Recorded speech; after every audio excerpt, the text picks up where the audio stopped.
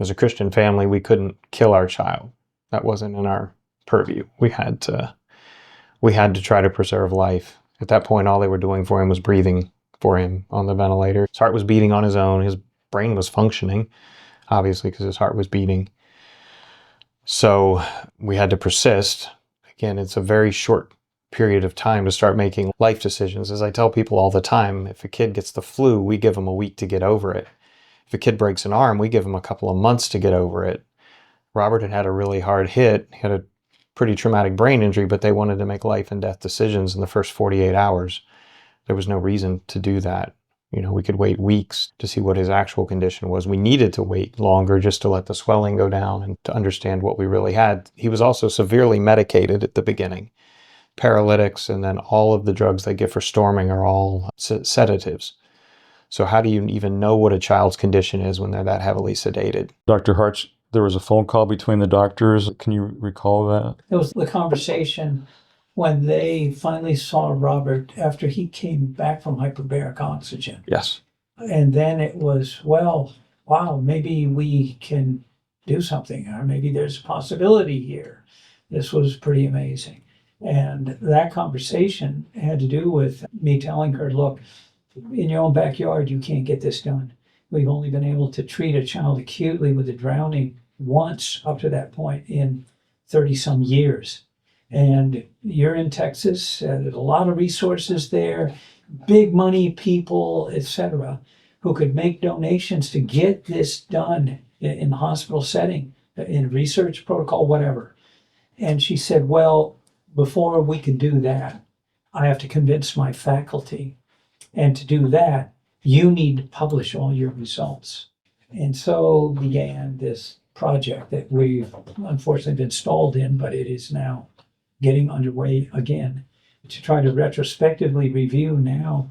It's close to 160 drowned children, cardiac arrest, drowned, resuscitated children who made it out of the hospital that subsequently got hyperbaric treatment. The parents call to talk to Dr. Harch. I make an appointment for a telephone interview where he reviews medical records and speaks directly to Dr. Harch. But oftentimes the parents are distressed because they're saying that the hospital is suggesting that they shut the respirator off and let the child go. And I say that's a decision that's entirely up to you. It's going to be a long journey of healing. Most mothers say they'll go to the moon and back. Most parents say we will do anything. There are a few parents that say I wasn't cut out to be a nurse, and then they let the child go. But it's very, very rare. But the majority of parents want to do whatever's possible. And I say, well, you don't have to listen to what the doctors are saying because they don't have any experience with hyperbaric oxygen. They weren't taught about it in medical school. So we go from there. And your famous statement, condemnation before investigation. Oh, yeah. Where often instead of giving an honest opinion when parents ask about it and say, well, I don't know. Doctors don't say whether it's they feel compelled to give an answer or they have to give an answer to the patient, the family, whatever. Instead, what's often said is some negative understanding of this that's been passed on from something they heard someplace else or from institutional ideas about this. And the problem with that is that, it's like, what is it, Thumper's mother giving, recommendation to Thumper. If you can't say anything nice, don't say anything at all. I mean, if you can't give honest information about something, don't say something negative that would potentially deprive someone of the possibility of getting a therapy that there is potential benefit for. But that's not the habit. And no risk. Yeah, and I'm not there to give them false hope. I tell them that hyperbaric oxygen has been successful in treating brain injury. It takes a long time to rebuild a pediatric brain, but it's not impossible. And they say that they'll take their child in whatever condition, they're willing to do the work. But doctors don't know about hyperbaric oxygen, and they have a knee-jerk reaction where they say negative things. And I tell the parents that that's common because they don't know anything about it And it's contempt prior to investigation because they refuse to read the research. The research is out there. They haven't read it.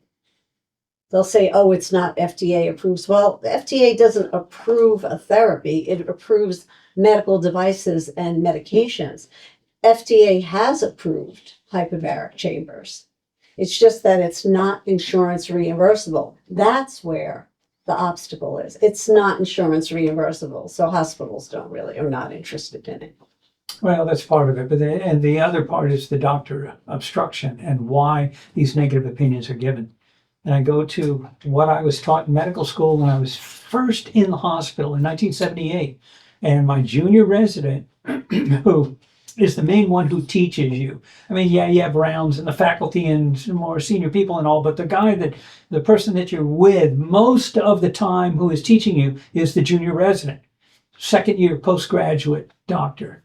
And we're walking down the hall and we pass a group of doctors who are rounding on some patients, and we happen to overhear one of them spoke up and said, well, how about hyperbaric oxygen for this patient? And hyperbaric oxygen, we kept walking. I thought, well, I don't want to look ignorant. I mean, we are as a medical student, but we got down the hall and I asked, what's hyperbaric oxygen? He said, oh, don't ever ask about it again.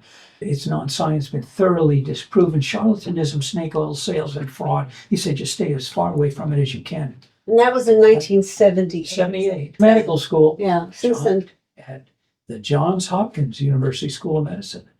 And that's what I was taught by my junior resident. And that got filed away. And, you're told in medicine, question everything in your training and in medical school. The reality is you don't have time to question everything and investigate it independently. You have to take things. That's what you're taught. And that was plugged in here until 8 years later. I'm down here on the Gulf Coast in this emergency medicine diving practice, and I find out all of this science. It's like, where's the disconnect? Well, my generation of doctors was taught me. And a lot of the problem was that the hyperbaric medicine physicians, the specialty, could never adequately explain what this therapy is, what it's doing.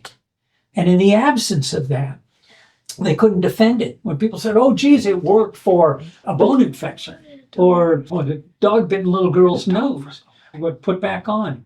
And it couldn't be defended. And when doctors don't understand it, they won't refer their patients for the therapy. And then some other things happened. And the long story short, everybody got to thinking this was non-science. There was nothing behind it. And that is part of the monolith of negative opinion that we're working against now to overcome. But also, it's not insurance reimbursable. Well, that is and the other. That's another reason why the hospitals are not using it to save lives, to change lives, is because they can't get paid for it. It's reimbursed for a limited and that's number an ugly of diagnoses. It's an ugly fact. And a limited number of diagnoses. And the control over this reimbursement is in the hands of a little group of doctors who don't make decisions. And let me just say the decisions have been somewhat arbitrary on what they recommend to insurance companies to be reimbursed. And in the absence of that, and you can't get reimbursement, it's very difficult to get this therapy. On top of it, there has been a systemic within the medical hyperbaric medicine community, a almost threat, but how can I state this? There has been such a suppression of doctors treating for something not on that recommended list because it potentially threatens reimbursement for all of these indications. So mainly because it can be done at cheaper cost than what's being reimbursed.